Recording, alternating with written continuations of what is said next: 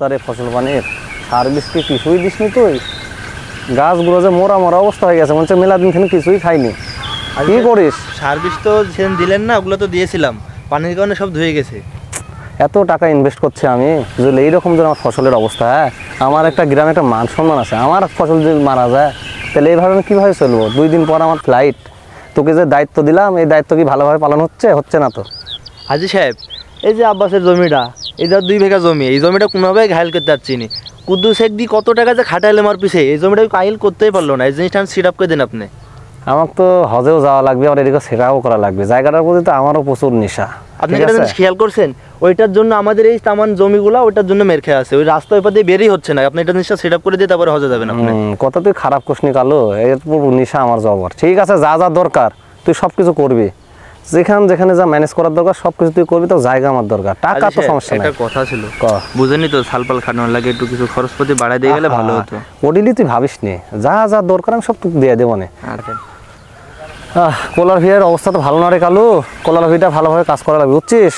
আর এই যে সাইডে যে কলার ভিড়টা দেখ টাকা, এই কলার ভিড়টা আমার কোনো টার্গেট, ওটা কিন্তু কিনাই লাগবে। লোভ দেখা, যত যা টাকা পয়সা লাগে আমি তো আছি। লোভ দেখা ছলে বলে কৌশলে জায়গাটা লিয়া লাগবে। তুই তো জানিস ছোটবেলা থেকে আমার জমির নেশা। আর বেটা হলো নেশাখোর, আর বেটার সাথে সিস্টেম করতে বাপ তো একবারে হার কিপটা, বা তো জীবনে এই জমি বেসপে নি, ধান্দাবাজ সিস্টেম, বুঝেন নি? আর বেটাক মালটাল খাওয়ালে দেখবো তো বাপের গুলাতে চাকু ধরবেন, মালটা হাতাইলো, বুঝেন? খাওয়া যা যা দরকার খাওয়া, মাল আমি দিতেছি, কাজ কর, জমি আমার চাই। ঠিক আছে, সেটআপ করে উনি হজ করার পর আগে এই জিনিসটাকে সেটআপ করে দিবেন। হ্যাঁ ঠিক আছে, শুনে তাহলে এগুলো কাজ ঠিকভাবে কর। আর দেখি ওটা রহিম না রে? হ্যাঁ তো হাজি সাহেব। তাহলে রহিম এখানে কি করে দেখ তো, ওকে ডাকে। রহিম ভাই, এই পারেছেন হাজি সাহেব ডাকছে, পারেছেন। আসি হাজি সাহেব আসি। অসময়ে যে হাজি সাহেব কি জন্য বলাইলো কিছুই তো বুঝতে পারলাম না, কি হয় না হয় কখন।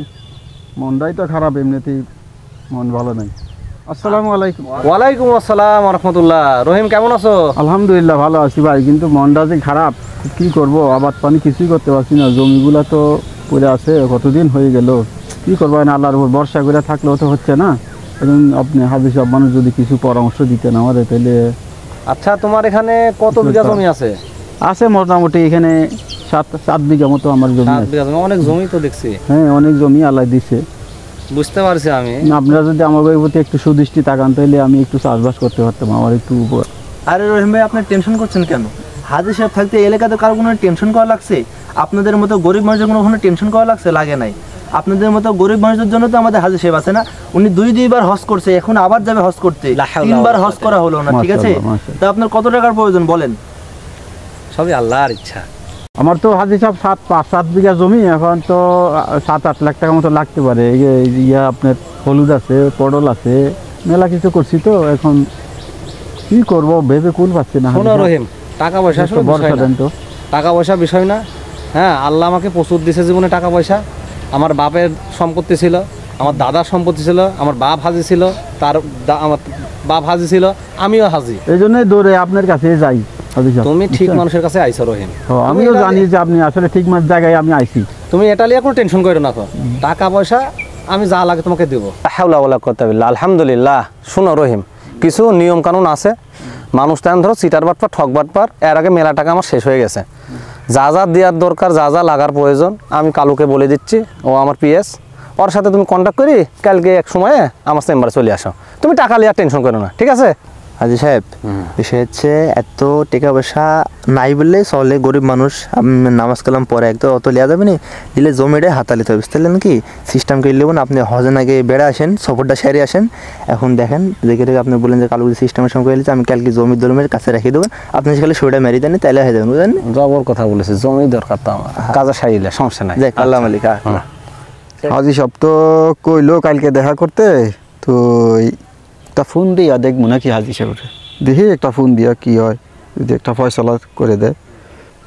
আসসালামু আলাইকুম কালু ভাই। ওয়ালাইকুম আসসালাম রহিম ভাই। আপনি কই? আমি তো হাজি সাহেবের বাসায়। হাজি সাহেব যে কইলো কালকে আপনার লোকে দেখা করতে, অহন কি আমি আমু? বিকালে আসো চেম্বারে, বিকালে। হ্যাঁ, তো কিছু সাথে কিছু আনতে হবে, কাগজপত্র? হ্যাঁ, কাগজপাতি, তোমার জমির দলিল আর তোমার ভোটার আইডি কার্ডের ছবি নিয়ে আসবা। হ্যাঁ, এগুলো হলে হবে। চলে আসো, তাড়াতাড়ি চলে আসো বিকেলে, তাহলে হবে, বুঝছো? ও হো হো, আচ্ছা আচ্ছা আচ্ছা আচ্ছা, ঠিক আছে ঠিক আছে।